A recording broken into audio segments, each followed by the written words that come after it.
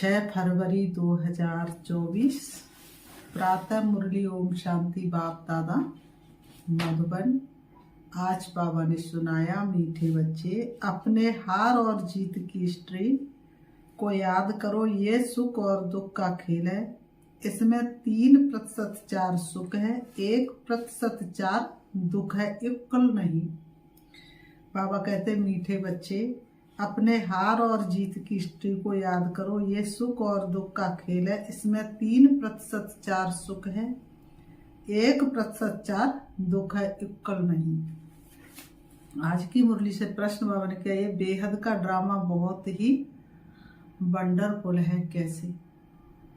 ये बेहद का ड्रामा बहुत ही वंडरफुल है। कैसे? उत्तर में बाबा ने बताया, ये बेहद का ड्रामा इतना तो वंडरफुल है जो हर सेकंड सारी सृष्टि में हो रहा है, वह फिर से हूबहू रिपीट होगा। ये ड्रामा जू मिसल चलता ही रहता है, टिक टिक होती रहती है। एक टिक ना मिले दूसरी टिक से, इसलिए ये बड़ा वंडरफुल ड्रामा है।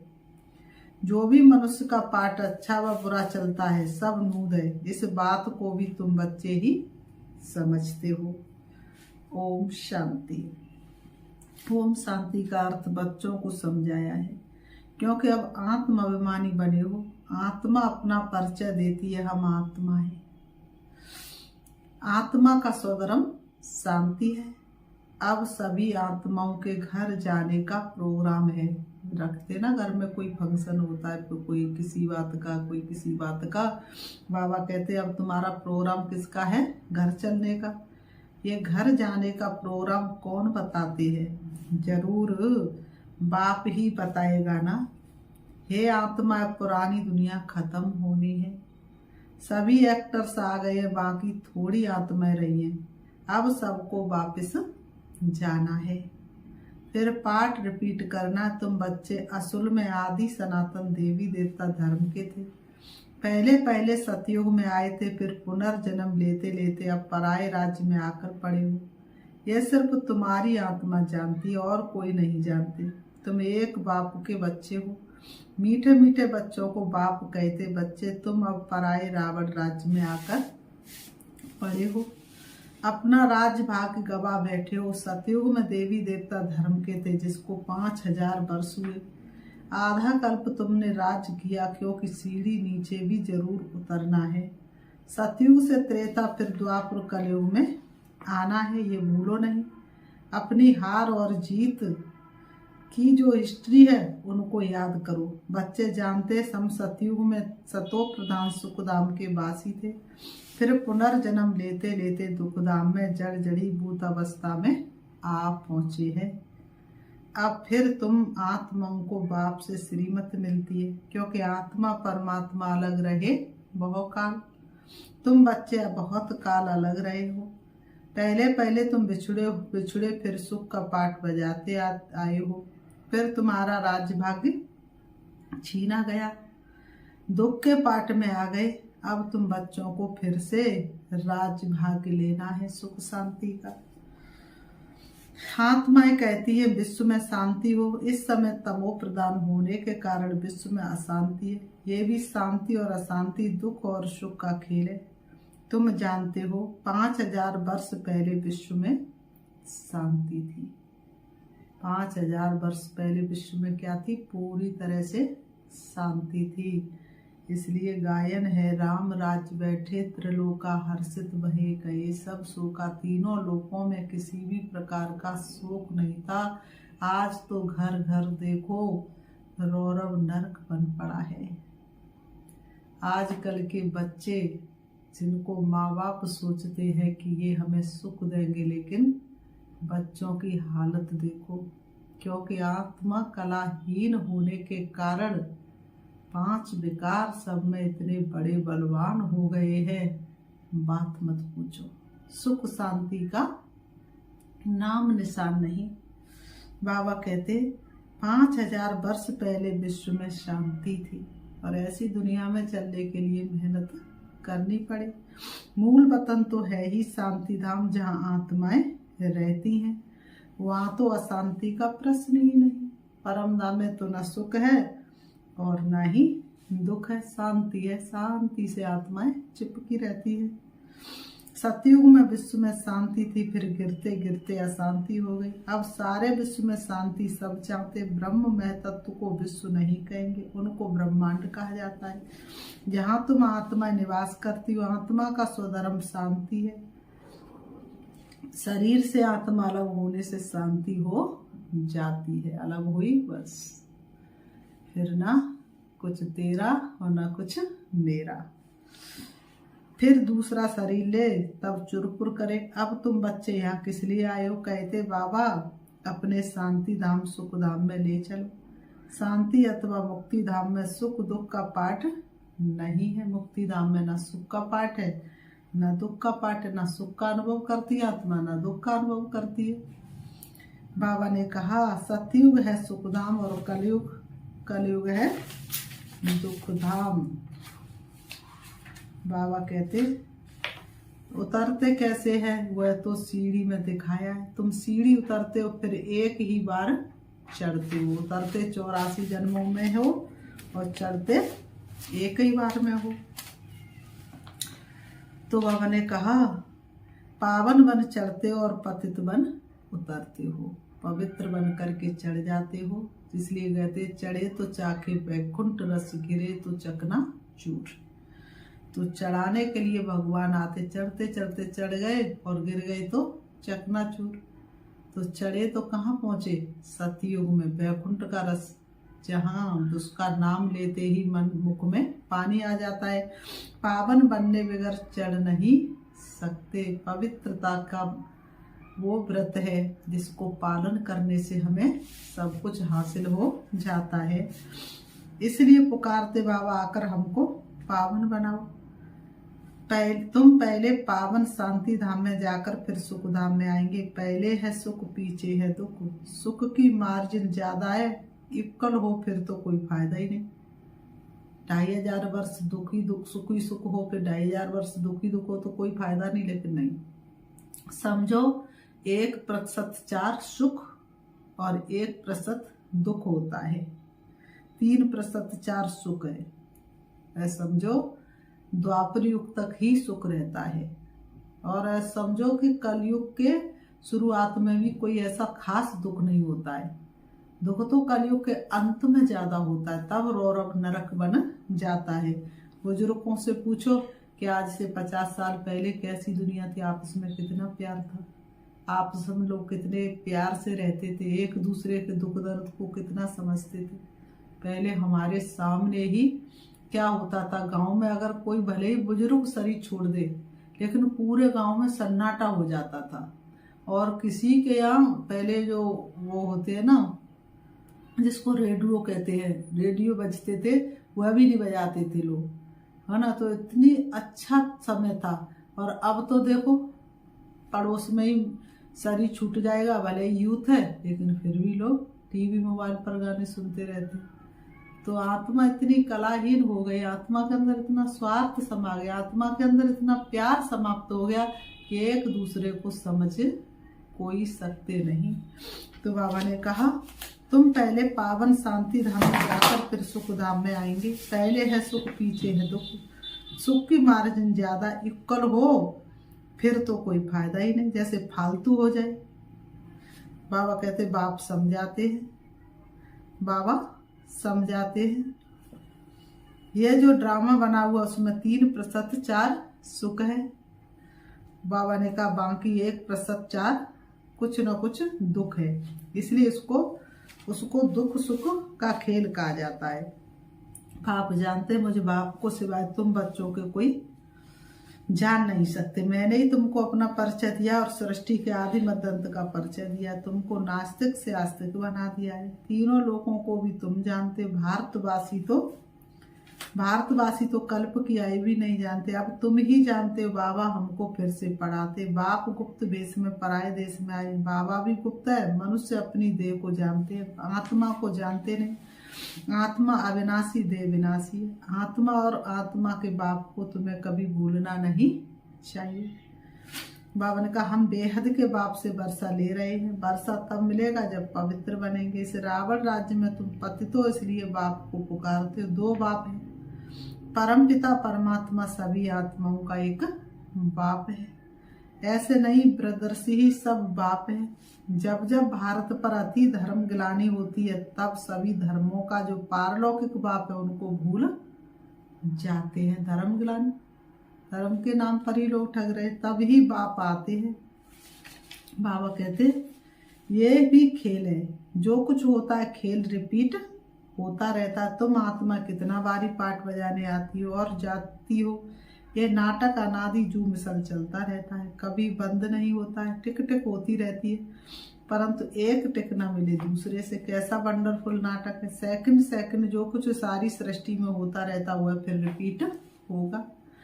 जो हर धर्म के मुख्य पाठधारी उनको बताते हैं वह सब अपना अपना धर्म स्थापन करते, राजधानी नहीं स्थापन करते। एक परम पिता परमात्मा धर्म भी स्थापन करते और राजधानी अथवा डायनेस्टी भी स्थापन करते हैं।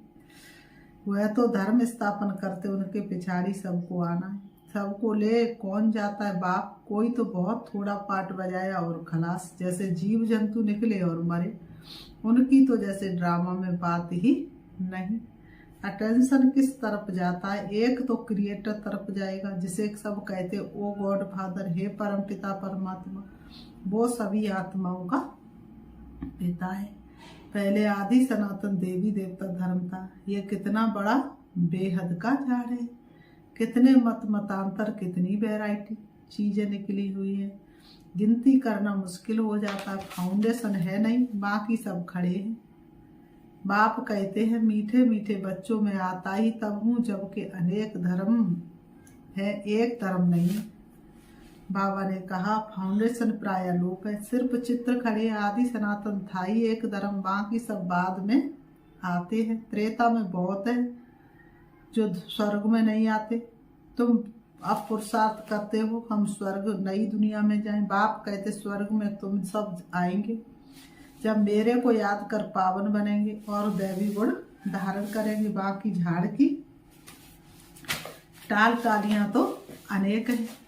बच्चों को झाड़ का भी पता है कि हम सब आदि सनातन देवी देवताएं स्वर्ग में थे, अब स्वर्ग है नहीं, अभी नरक है। तब बाप ने प्रश्नावली बनाई थी कि अपने दिल से पूछो हम सतयुगी स्वर्गवासी है या कलयुगी नरकवासी। हम स्वर्गवासी है या नरकवासी है। सतयुग से नीचे कलयुग में उतरते हो, फिर ऊपर कैसे जाएंगे। बाप शिक्षा देते हैं तुम तमो प्रधान से सतो प्रधान कैसे बनेंगे। अपने को आत्मा समझ मुझे याद करो तो योग अग्नि से तुम्हारे पाप कट जाएंगे। बाबा कहते कल्प पहले भी तुमको ज्ञान सिखलाकर देवता बनाया था, अभी तुम तमो प्रधान बन पड़े हो, फिर जरूर कोई तो सतो प्रधान बनाने वाला होगा। पतित पावन कोई, बाबा ने कहा पतित पावन कोई मनुष्य तो हो ना सके। हे पतित पावन, हे भगवान जब कहते हो तो बुद्धि ऊपर चली जाती है। वह है निराकार, बाकी सब है पाठधारी, सब पुनर्जन्म लेते रहते। मैं पुनर्जन्म रहती हूँ, ये ड्रामा बना हुआ है, इसको कोई नहीं जानते, तुम भी नहीं जानते थे। अब तुमको सुदर्शन चक्रधारी कहा जाता है।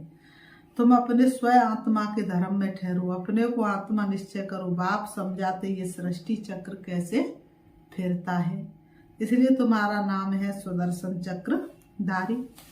और कोई ये ज्ञान नहीं है तो तुमको बहुत खुशी होनी चाहिए। बाप हमारा टीचर भी है, बहुत मीठा बाबा है। बाबा जैसा मीठा और कोई है नहीं, बाबा जैसा मीठा और कोई है नहीं।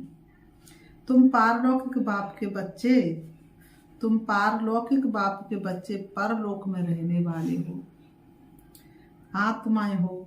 बाप भी परम धाम में रहते, जैसे लौकिक बाप बच्चों को जन्म दे पालना कर पिछाड़ी में सब कुछ दे जाते हैं, क्योंकि बच्चे बारिश है, ये कायदा है। तुम जो बेहद बाप के बच्चे बनते हो, बाप कहते हैं अब सबको वापस वाणी से परे घर जाना है। वहां है साइलेंस, फिर मूवी, फिर टॉकी।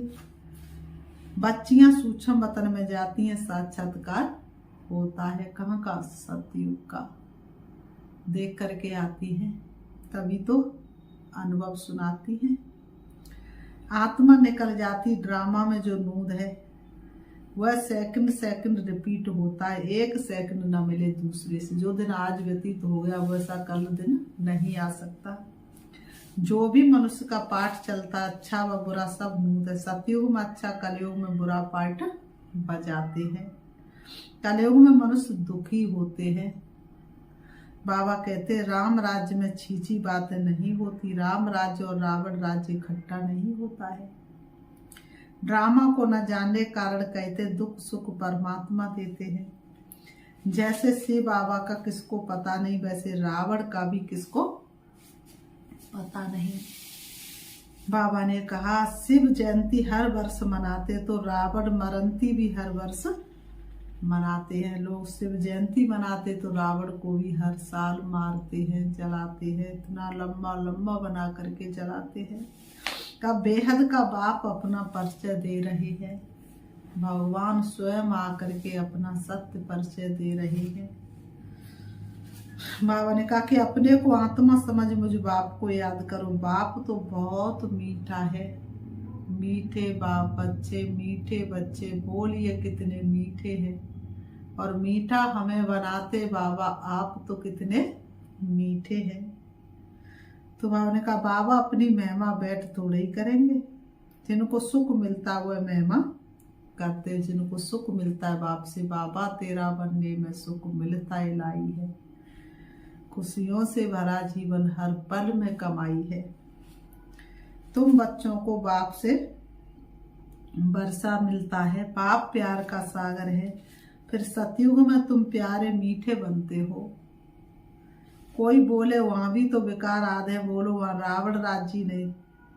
रावण राज्य द्वापर से होता है। कितना अच्छी रीति समझाते। वर्ल्ड की हिस्ट्री ज्योग्राफी को और कोई जानते ही नहीं। इस समय ही तुमको समझाते, फिर तुम देवता बन जाते हो। देवताओं से ऊंच कोई है नहीं, इसलिए वहाँ गुरु करने की दरकार नहीं। इसलिए कहते दुख में सिमरण सब करे और सुख में करे ना कोई। और जो सुख में करे तो दुख का कोई, तो वहाँ गुरु करने की जरूरत ही नहीं, वहाँ दुख ही नहीं। यहाँ तो ढेर गुरु है। सतगुरु है एक, सिख लोग भी कहते सतगुरु अकाल।